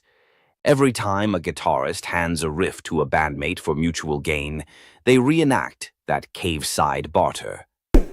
Enslaved courtesan Rhodopis toils in a Nile Delta villa. Her only treasure, a rose-hued slipper dating to her free childhood. She washes linens in the river, humming Ionian lullabies. While drying on the bank, one slipper is whisked by a sacred falcon, messenger of Horus, who drops it into Pharaoh Psammetichus's lap during court. Kings love omens. He declares he will marry the owner. Decree echoes across gnomes. Every woman must try the slipper. Noble women sulk. The shoe fits none until desert winds guide inspectors to Rhodopis scrubbing floors. The leather hugs her heel like destiny. Pharaoh weds the astonished Greek. At festivals, Rhodopis releases doves in thanks, tying our dove myth into hers, while storytellers across the Mediterranean seed the earliest Cinderella variant. Tyrrhenian pirates spy a pretty youth on an island. Clueless, it's Dionysus in vacation mode. They abduct him, plotting ransom. Helmsman Acoetes senses trouble but is overruled. Ropes fall off as ivy coils up masts. Sweet wine floods planks. Panthers materialize, purring menace. Pirates jump ship in panic. Instead of vengeance, Dionysus transforms them into dolphins so they can atone by guiding sailors. Acoetes receives priesthood and a lifetime ticket to every Bacchic festival. Mediterranean fishermen still toss libations overboard for the merry sailors, believing every dolphin escort is a pirate making cosmic amends. On a Boeotian hillside, twin princes Amphion and Zethus debate destiny. Zethus flexes farm boy muscle, shouting, "Stone walls rise by calloused hands." Amphion replies by tuning a 7-string lyre, a gift Apollo slipped into his cradle. They inherit a dream, rebuild ruined Thebes. Zethus drives oxen and hefts limestone, but progress is glacial. At sundown, Amphion plucks a chord so pure nightingales freeze mid-song. Blocks quiver, lift and float into place. Each note a crane, each chord a pulley. Workers drop their levers and just watch. The wall grows faster than dawn's shadow. Jealous masons challenge him to raise the Cyclopean gate alone. Amphion smiles, strums a rugged minor scale. Boulders lumber across the valley like obedient elephants. Zethus, not to be outdone, times hammer blows to his brother's rhythm. For one glorious hour, hard labor becomes rock ballet. When the ramparts close, citizens cheer both sinew and song. Legends claim every stronghold thereafter leaves a lyre motif somewhere in its masonry, a secret tip of the hat to the prince who taught stones to dance. Modern acoustic engineers still reference the Amphion effect when vibration solves heavy lift problems. Princess Evadne hides an affair with Apollo. During labor, a blaze of violet light floods the barn. Baby Eamus arrives enveloped in wild violets. Fearful, she places him on the riverbank, trusting fate. Weeks later, shepherds follow a bizarre sight, honeybees moving in arrow formation. They find the infant alive, fed by nectar dripping from the flowers around him. The shepherd who lifts the child hears a voice inside his skull. "Raise me, I'll repay you in answers." At adolescence, Apollo calls Iamus to Olympia's sacred grove. The god lays out 2 golden bowls, memory and forgetting, telling him to sip both. First bowl grants recall of every secret root in earth. Second erases the fear of sharing that knowledge. Iamus founds a bloodline of oracles, famed for perfect attendance records at Delphi and Olympia. Even today, locals say a self-sown violet patch near the Alpheus River blooms out of season before big sporting events, Apollo's subtle wink that a prophecy ticket is about to drop. Young healer Melampus saves 2 baby snakes from a plow blade. Nights later, they slither onto his pillow and lick his ears with herbal-coated tongues. He bolts upright, to a cacophony that suddenly makes sense. Sparrows gossip, ants debate tunnel routes, sheep rehearse lullabies. King Proteus's daughters are struck with goat hallucinations, stampeding through Argos. Melampus eavesdrops on an oak tree, chuckling with a raven. A draught of hellebore in river foam will still their frenzy. He brews it. One sip and royal sanity snaps back. Kingdom cheers. Fee time. Melampus wants 1/3 of the realm. Proetus balks until the cattle low in perfect Greek. He's worth it. Impossible to refuse a bovine referendum. Territory ceded. For generations, Argive herders prop a wooden ear in new barns, a reminder that real leadership might start with understanding what even a beetle has to say. Priest King Aeneas hosts Dionysus and Apollo at a midsummer feast. In gratitude, the gods bless his 3 daughters, Oeno, Spermo, Elais, with hand gestures that turn objects into wine, grain, and oil. Years later, the Achaean armada, en route to Troy anchors at Delos, supplies dangerously low. Aeneas offers help. The daughters flick wrists, and the beach is suddenly a farmer's market. Agamemnon plots to kidnap the miracle caterers for a 10-year war buffet. Dionysus intervenes. With a grape leaf touch, he turns the sisters into doves. Free to fly anywhere, grain, oil, and wine are prayers waiting to be answered. Delian festivals still release 3 white doves at dawn over picnic blankets. Fishermen swear the birds guide them to shoals fat with fish. Proof generosity multiplies even after airborne retirement.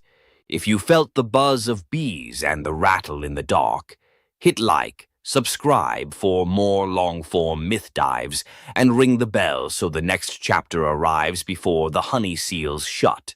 Imagine having a wish so powerful that everything you touch turns to gold. Sounds like a dream, right?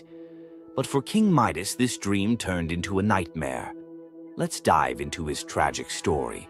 Once upon a time, King Midas ruled over a prosperous kingdom known for his wealth and opulence. But Midas wasn't just content with riches. He wanted more. He wished for the ability to turn anything he touched into gold. One day, the god Dionysus appeared before him and, impressed by Midas's devotion, granted him the wish. At first, Midas was overjoyed. Everything he touched, his food, his treasures, his furniture, transformed into gold. His wealth grew beyond imagination, and his joy knew no bounds. But soon, Midas realized the curse of his wish. He touched a rose, gold. He touched his food, gold. Desperate for a meal, he tried to drink water, gold. In horror, Midas realized that even his daughter, whom he loved dearly, turned into a lifeless golden statue when he touched her. Furious with the consequences of his greed, Midas begged Dionysus for mercy. The god, seeing the king's suffering, told him to wash in the river Pactolus. And in that moment, Midas's golden touch was taken away. The river's waters, now imbued with Midas's curse, carried gold downstream, forever tainting the land. King Midas's story is a reminder that greed often blinds us to the consequences of our desires. His once prized gift became his greatest curse, teaching us that not all treasures are worth the price. If King Midas's tale of power and greed left you thinking, make sure to subscribe for more epic Greek myths and their timeless lessons. Stay tuned for more stories of fate, love, and the gods' wrath.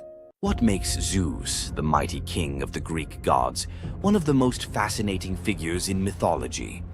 Is it his unparalleled power over the skies, his cunning strategies, or the sheer drama of his endless affairs? While his tales are legendary, there's one story that stands out: the epic battle that earned Zeus his throne, the Titanomachy. This isn't just a story of a god's rise to power, it's a tale of rebellion, alliances, betrayal, and the ultimate struggle between two generations of divine beings.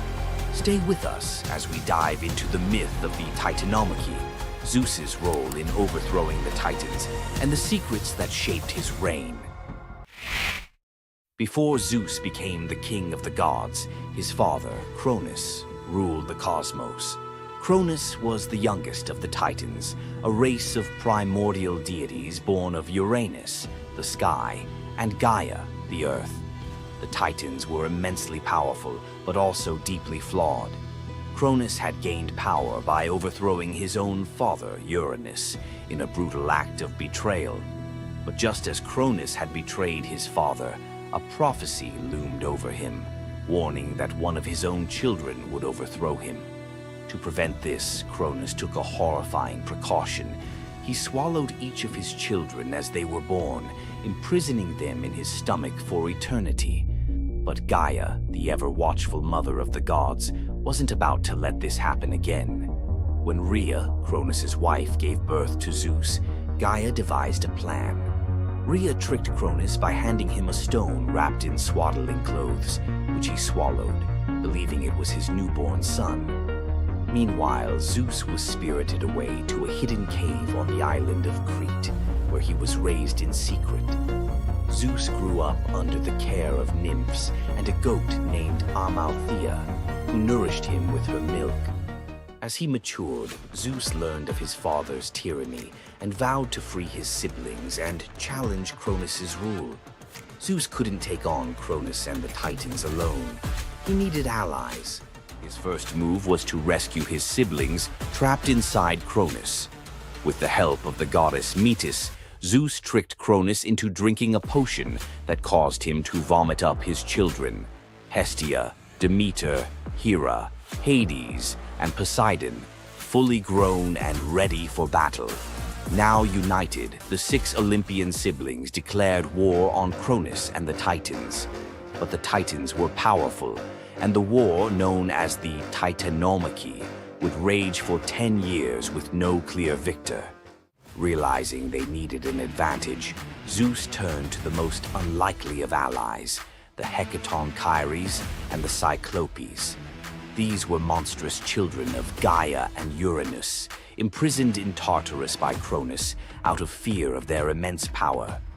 The Hecatonchires had 100 hands and unparalleled strength, while the Cyclopes were master craftsmen. Zeus descended into Tartarus, defeated its terrifying guardians, and freed these imprisoned beings. In gratitude, the Cyclopes forged weapons for Zeus and his brothers. Zeus received the thunderbolt, Poseidon the trident, and Hades a helmet of invisibility.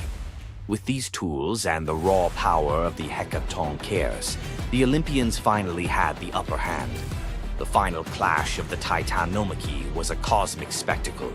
The Titans, led by Cronus, unleashed their full fury, shaking the very foundations of the universe. Mountains crumbled, seas boiled, and the skies erupted in chaos.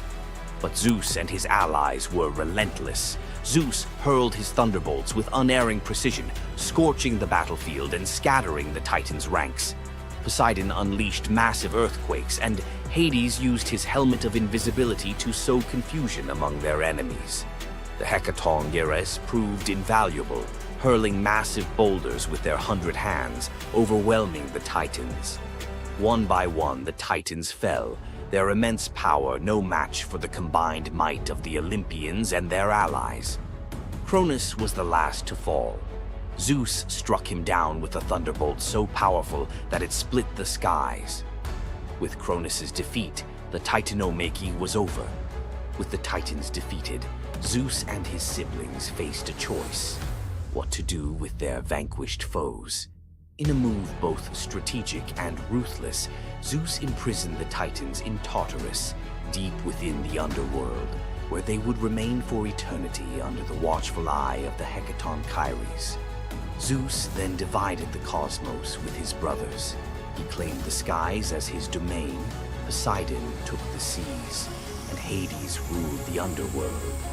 Together, they established the rule of the Olympians, with Zeus as their undisputed king.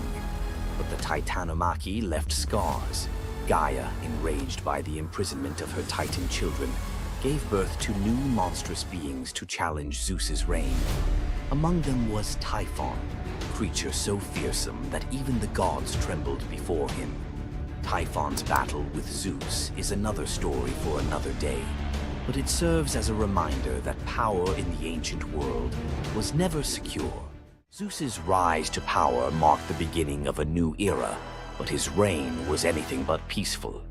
While he was the king of the gods, his rule was marked by constant challenges, from rebellious mortals to jealous deities and his own unquenchable desire for love and control. Zeus was both a protector and a tyrant, a figure who inspired awe and fear. His thunderbolts were a symbol of justice, but they were also a tool of destruction. He fathered countless children, both mortal and divine, and his many affairs often sparked conflict among the gods. Yet, despite his flaws, Zeus's rule brought stability to a chaotic world. Under his reign, the gods established order, overseeing the realms of humans and maintaining the delicate balance between earth, sea, and sky. The myth of Zeus and the Titanomachy isn't just a tale of war. It's a story about the cycles of power and rebellion. Just as Zeus overthrew Cronus, who had overthrown Uranus, Greek myths suggest that even the mightiest rulers are vulnerable to the forces of change. Zeus's story reminds us that leadership comes with its own set of challenges. It's not just about gaining power, it's about maintaining it, often at great cost. Zeus's rise to power is one of the most thrilling tales in mythology, filled with battles, alliances, and sacrifices. But what do you think? Was Zeus a just ruler, or was he simply another tyrant destined to fall like the Titans before him? Let us know your thoughts in the comments below. Don't forget to like this video if you enjoyed this dive into Greek mythology, share it with fellow myth lovers, and subscribe to our channel for more epic tales from the ancient world. Until next time, remember, the gods may rule from above, but their stories remind us of the struggles we all face below. Imagine a woman so terrifying that a single glance from her could turn anyone into stone. Medusa, a name that echoes through history as a monster, a villain, and a symbol of pure horror. But what if everything you thought you knew about her was wrong? Medusa wasn't always a monster. Her story is one of betrayal, injustice, and a curse she never deserved. She wasn't born a villain. She was made into one by the gods themselves. But even as a victim, she found a way to turn her tragedy into power. Today, we'll unravel the myth of Medusa and discover the deeper truth behind her story. From her tragic origins to her transformation into a feared Gorgon, to her epic confrontation with Perseus. This is the tale of Medusa like you've never heard it before. Long before the snakes, before the curse, Medusa was a mortal woman of extraordinary beauty. She wasn't born a monster. She was born human, the daughter of the sea gods, Phorcys and Ceto, while her sisters, Stheno and Euryale, were immortal Gorgons. Medusa stood apart as the only mortal among them. But it wasn't her mortality that set her apart. It was her beauty. Medusa's golden hair, radiant complexion, and striking eyes captured the attention of everyone, even the gods. She served as a priestess in the temple of Athena, goddess of wisdom and war, vowing to remain pure and devoted to the goddess. This is where her life took a tragic turn.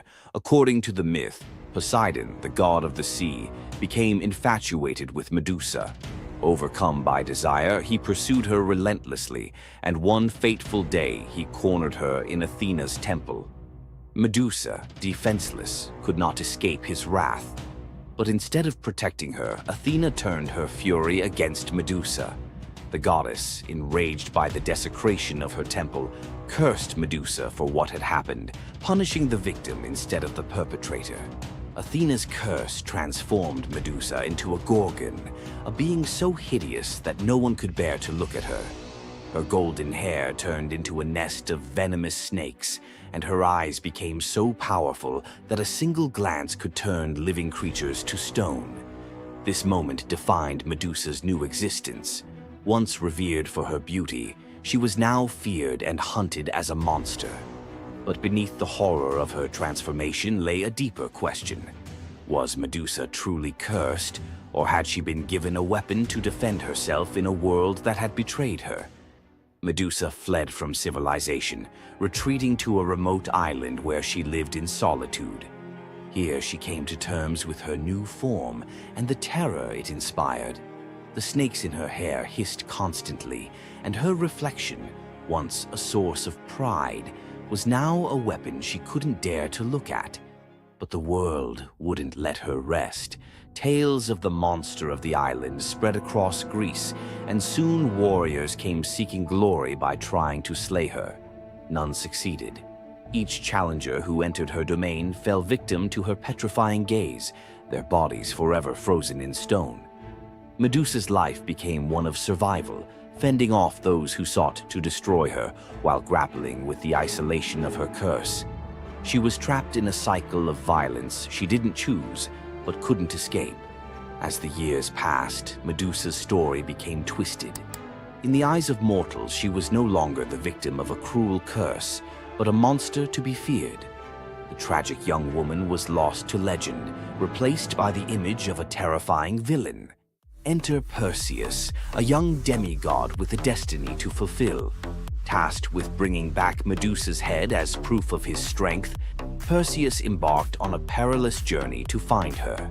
But unlike the warriors before him, Perseus wasn't relying solely on his skill.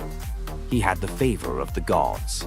Athena and Hermes provided Perseus with gifts to help him on his quest. Winged sandals to fly, a reflective shield to avoid Medusa's gaze, and a sword sharp enough to cut through anything. Most importantly, he was given a magical bag to safely carry her severed head. Perseus's journey to Medusa's lair was filled with danger, but none compared to the final challenge, facing the Gorgon herself. When Perseus arrived, Medusa was sleeping. For the first time in years, she looked peaceful, an almost human reminder of who she once was. But Perseus couldn't afford to hesitate. Using the reflective shield as a mirror, he avoided her petrifying gaze and struck with precision, severing her head in one swift motion. The blood that spilled from Medusa's neck gave birth to two incredible beings, Pegasus, the winged horse, and Chryser, a golden giant. Even in death, Medusa's body produced miracles, a testament to the power she had carried within her. Perseus carried Medusa's severed head back to Greece, where it became both a trophy and a weapon.